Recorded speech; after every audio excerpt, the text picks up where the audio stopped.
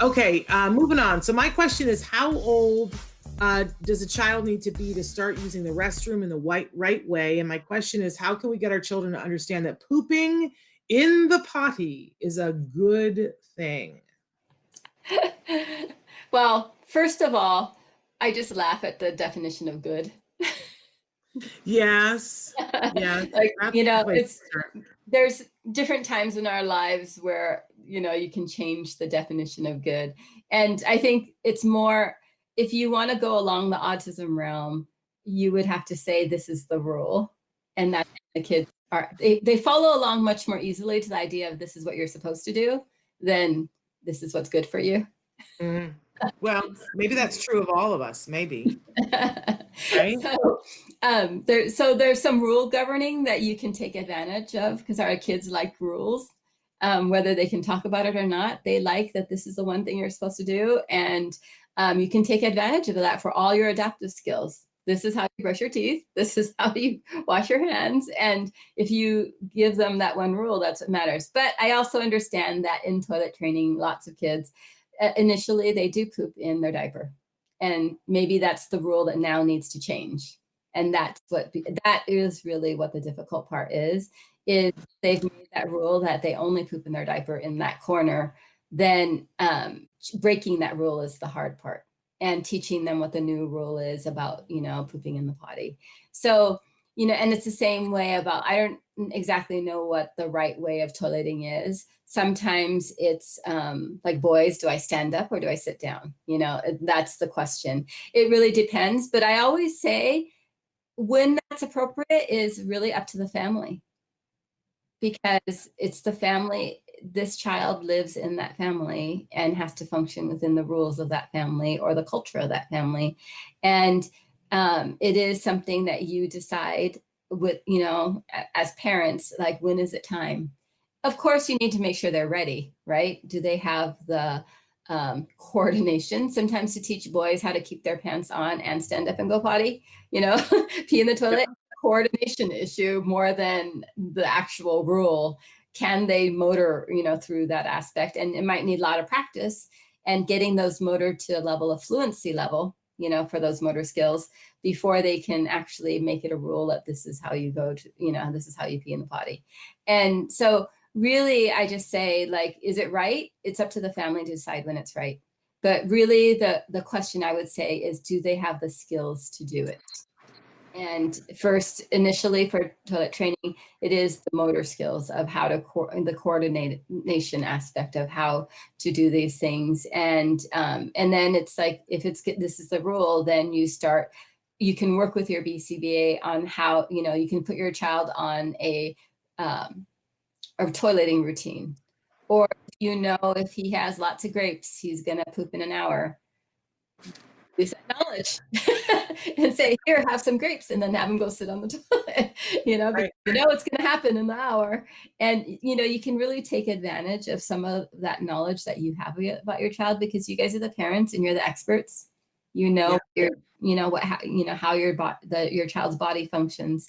And there are a lot of BCBAs who can give you some instruction or direction about recognizing, what the antecedents are, or when the best timing is, or, are they able to do this? And so talk with your BCBA. But if you don't have a BCBA, start looking through all of those factors.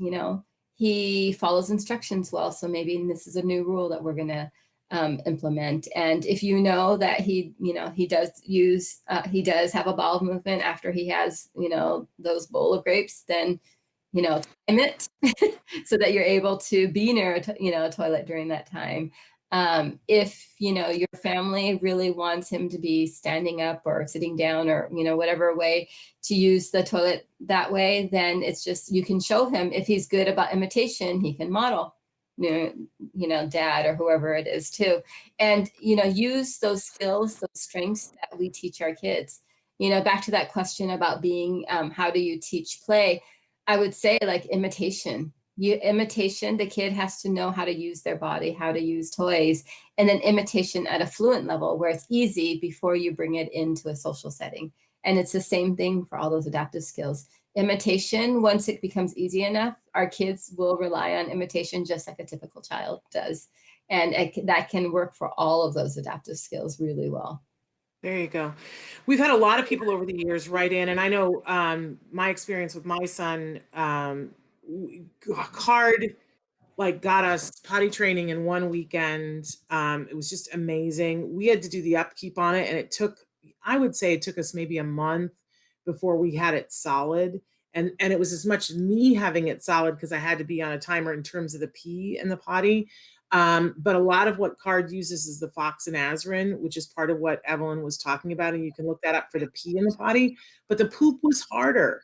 The poop was just harder, and I gotta say, like, every kid is different, but I know for a lot of people have written in, and my kid was this way, that there was something about that this part of him was leaving his body, and it was going to go into this water place, and it was visible, it was a part of him, and it was going to be flushed away. It was traumatic for him.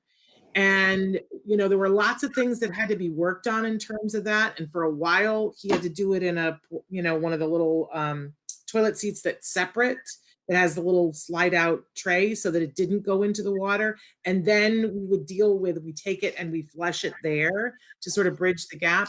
But the thing that ultimately did it, you guys, which is the thing we always get back to here on the show, is that the reinforcer wasn't there. He didn't have a reinforcer for the poop leaving his body in the toilet and going away. Card told us back in the day when there were toy stores, he said, take him to this toy store, shop for an hour, wait, put things in the cart, wait until he finds the thing he can't live without. And that was these canisters of Lego Knights. And we put the Lego Knight up on the toilet, the towel bar opposite the toilet. And we said, that's the Lego Knight. And you can have him to play with as soon as you poop in the potty. He got up on that potty and was like, not to get too graphic. He was like, how quickly can I get this out of my body?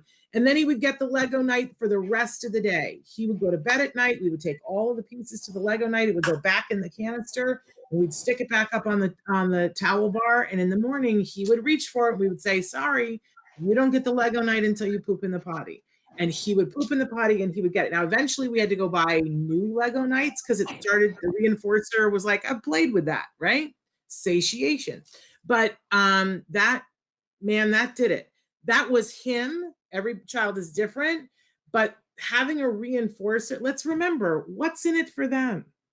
Why you're all excited about me pooping in the potty, but what's in it for me, right, Evelyn? It all comes down to what's in it for me. And it can be anything. I have a kid who likes cause and effect toys, or a ton of kids that like cause and effect. And flushing the toilet to see the poop go away is a huge reinforcer for so many kids. And that's so simple. Right?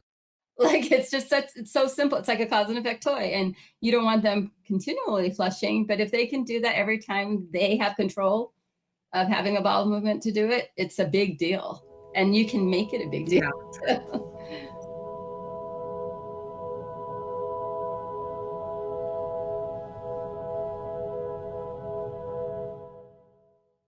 Hey, thanks for watching Autism Live. To subscribe, click here. And if you'd like to check out some more of our videos, click here.